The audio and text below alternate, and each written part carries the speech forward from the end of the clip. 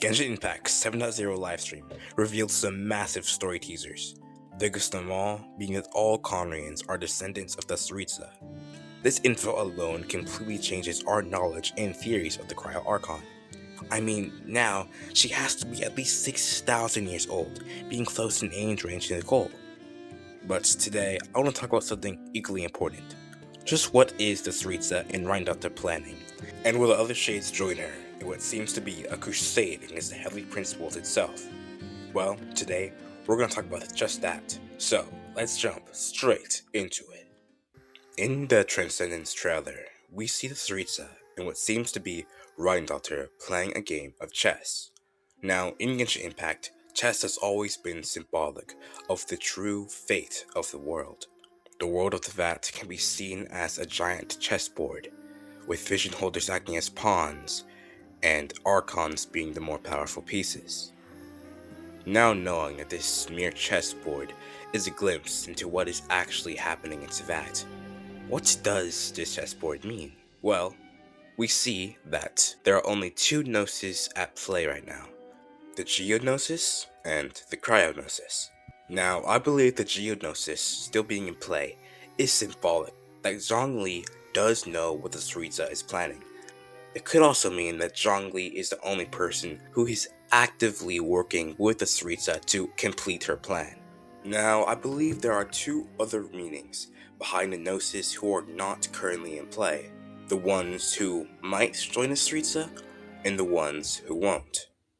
The ones who may join the Tsaritsa are the Electrognosis and Dendrognosis, while the ones who seemingly won't are the Animognosis and the Hydrognosis. Now, the fact that the Pyrognosis is currently missing and no faction knows its location or has it will certainly be a major factor in the coming Archon Quest that comes out tomorrow, by the time this video comes out. But we're not going to talk about that today. Back to the matter at hand, it seems like the Tsaritsa is gathering all her allies, including a Shade, to lead a war against the Heavenly Principles. Now, why would A and Nahida join the Tsaritsa? We simply don't know. The same way why we don't know why Zhongli has seemingly joined sides with her. Maybe it will benefit their nation somehow, maybe they no longer like the Heavenly Principles rules. And why wouldn't Venti and the Hydro Sovereign Neuvillette join? For Neuvillette, it kind of makes sense. Maybe he won't want to take part in an entire war. But for Venti, this seems like the perfect chance to gain real freedom for his nation. Now that we explained what all the Gnosis is, Gnosis? Now that we explained what all Gnosis is, how do you say that? Does Gnosis have a plural form?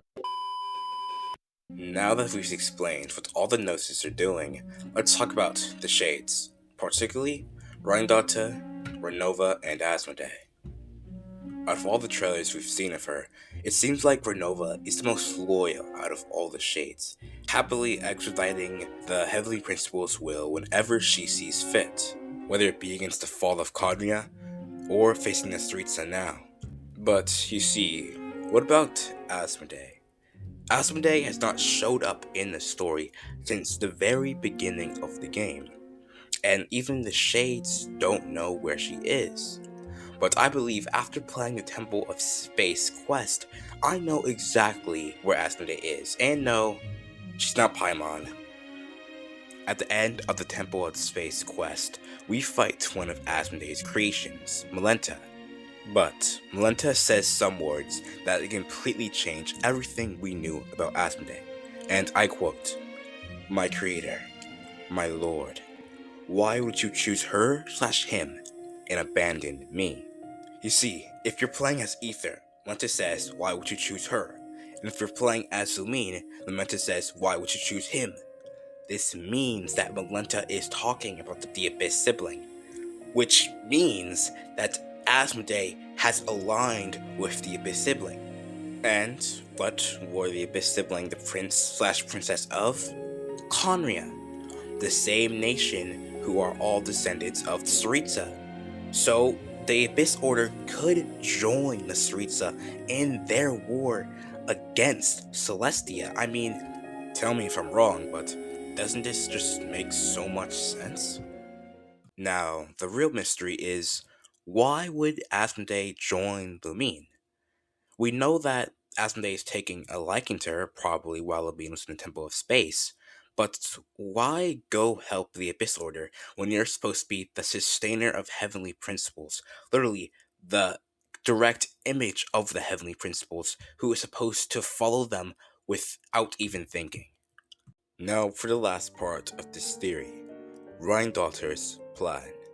You see, Rhine-Daughter has already showed that she is not exactly loyal to heavenly principles, and it makes sense. She was not one of the original Four Shades. She simply combined with Naboris, and it seems like, unlike Renova, she does not disagree with what Tsaritsa is planning to do against the heavenly principles and what she's currently doing with her nation.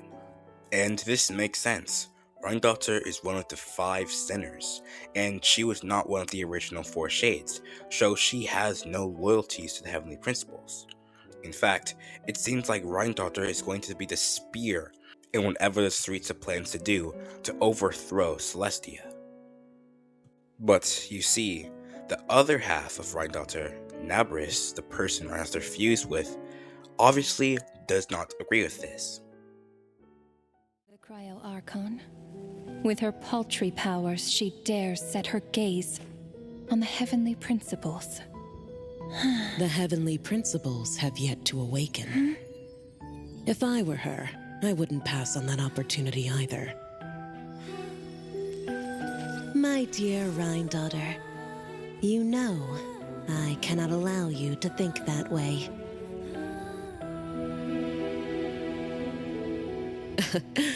It was purely hypothetical, Nibirius. When we see Rhine-Daughter playing chess with the Tsaritsa, we only see Rhine-Daughter's golden eye, not her blue eye. This is symbolism that only half of Rhine-Daughter actually agrees with the Tsaritsa's plan, while the other half, Naboris, does not agree with her plan and does not agree with what Rhine-Daughter is doing at all. But yeah, that's basically my theory on the Tsaritsa's plan and what I believe half of the shades are doing. Now, there are still some mysteries, like what's Istroff gonna do, but like her son, Venti, she'll probably show up when none of us are expecting it. Thank you guys so much for watching. Subscribe and like, and I'll see you guys Starside.